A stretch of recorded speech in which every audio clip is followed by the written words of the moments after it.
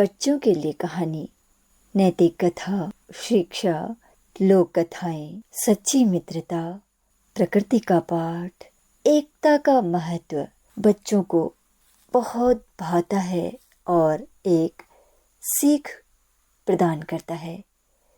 मैं चंद्रा दीदी और आप मुझे सुन पाते हैं उत्तराखंड मुक्त विश्वविद्यालय के सामुदायिक रेडियो हेलो हल्द्वानी में 91.2 FM पर बच्चों की दुनिया में। तो आइए सुनते हैं ये कहानी, कबूतर और तोते की मित्रता।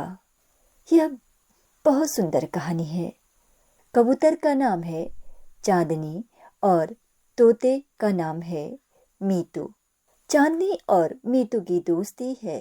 मीतू की चंचलता उसे जाल में फंसाती है, लेकिन चांदनी दोस्तों की मदद से वह बच जाती है। बाद में दोनों मिलकर शिकार को भागते हैं और एकता का सबक सीखते हैं। यह कहानी दोस्ती और समझ का प्रतीक है। एक सवेरे की धूप में, जहां हवा में चंदन की महक तैर रही थी, एक घने जंगल के किनारे एक पुराना पीपल का पेड़ खड़ा था।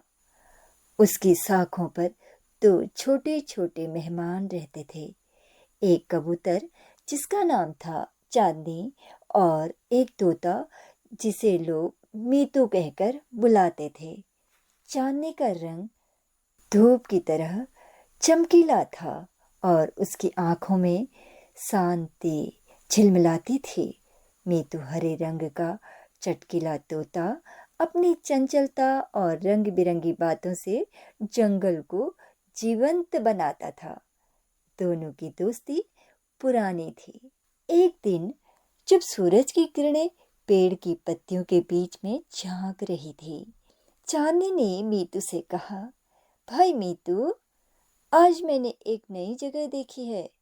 नदी के पास एक खेत जहां अनाज के दाने बिखरे पड़े हैं।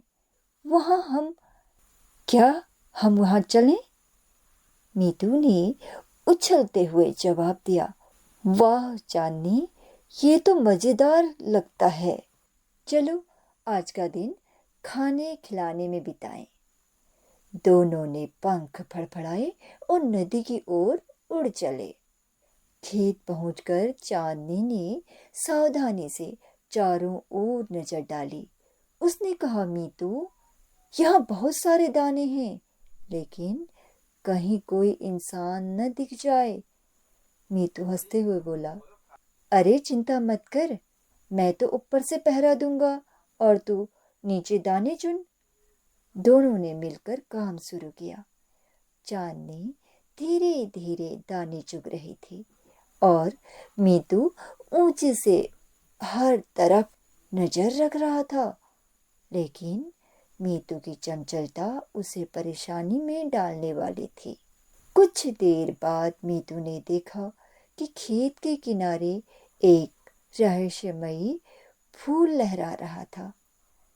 किसी शिकारी ने पक्षियों को फंसाने के लिए फूल के रूप में ऑटोमेटिक इलेक्ट्रॉनिक जाल बिछा रखा था, लेकिन मीतू समझ नहीं पाया। उसने सोचा, वाह, ये फूल तो मेरे लिए सजा है। यह दाने भूलकर फूल की ओर उड़ गया। चांदनी ने चिल्लाकर कहा, मीतू रुक जा, ये खतरनाक हो सकता है। लेकिन मीतू ने सुनी नहीं।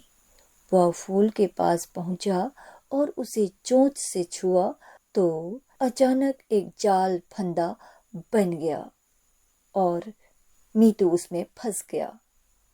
वो घबराकर चीखा, चांदनी बचाओ। चांदनी का दिल धड़क उठा। वह तुरंत मीतू के पास पहुंची और कहा, शांत हो जा, मैं कुछ करती हूँ।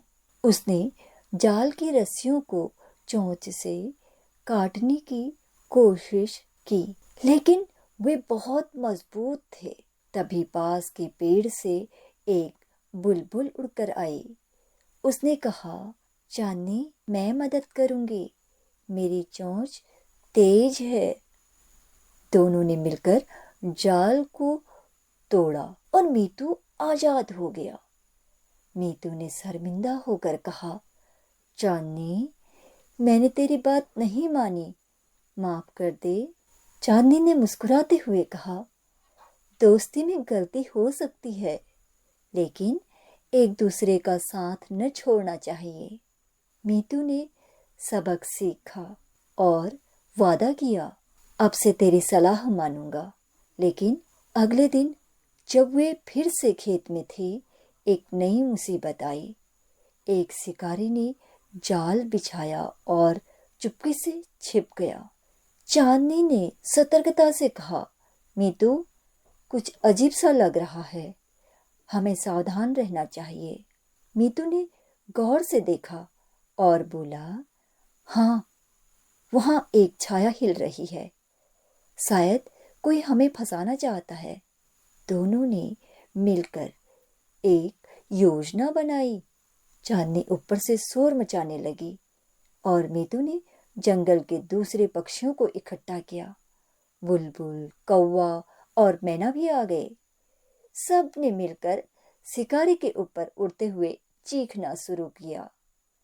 शिकारी घबरा गया और अपना जाल उठाकर भाग गया। चांदनी ने कहा, देखा मीतू, एकता में कितनी ताकत होती है। मीतू ने खुशी से जवाब दिया, हाँ भाई, आज हमने सब कुछ सीख लिया। शाम को जब सूरज ढल रहा था, दोनों पीपल के पेड़ पर लौटे। चांदनी ने कहा, मीतू, आज हमने दोस्ती, सावधानी और एकता का पाठ पढ़ा।